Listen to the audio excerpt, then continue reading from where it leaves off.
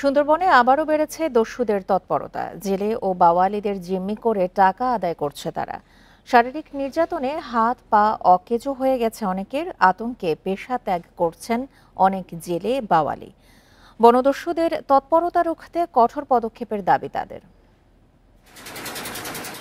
সুন্দরবনের উপকূলীয় এলাকায় প্রায় ২০ লাখের বেশি মানুষের বসবাস।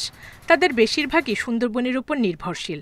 মাছ, কাঁকড়া শিকার, বন থেকে মধু ও গোলপাতা আহরণ করেই চলে তাদের জীবন। ২০১৮ সালের ১ নভেম্বর সুন্দরবনকে দস্যুমুক্ত ঘোষণা করার আগ পর্যন্ত ৩২টি দস্যু বাহিনীর ৩২৮ জন আত্মসমর্পণ করেন। সে সময় তারা জমা দেন ৪৬২টি অস্ত্র, ৫০৪ রাউন্ড গুলি। তবে গেল বছরের ৫ আগস্টের পর আবারও বেড়েছে বনদস্যুদের তৎপরতা। ডাকাতির জ্বালায় আমরা বনে খেলা যেতেও পারতিনি। যেভাবে জঙ্গলে ডাকাত নেমেছে তা আমরা তো জঙ্গলে যেতেই পারিনি।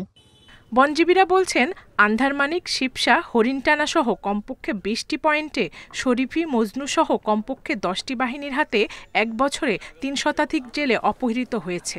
মুক্তিপণ দিয়ে মুক্তি পান অনেকে। বনদস্যু তারা এসে তাদেরকে জিম্মি করার ফলে অনেক টাকার বিনিময়ে তাদের ছাড়িয়ে নিয়ে আসতে হয়। এদিকে মুক্তিপণের জন্য বনজীবীদের অপহরণ করার কোনো তথ্য নেই বন বিভাগের কাছে। তবে দস্যুদের নিয়ন্ত্রণে পরিকল্পনার কথা জানিয়েছে পুলিশ।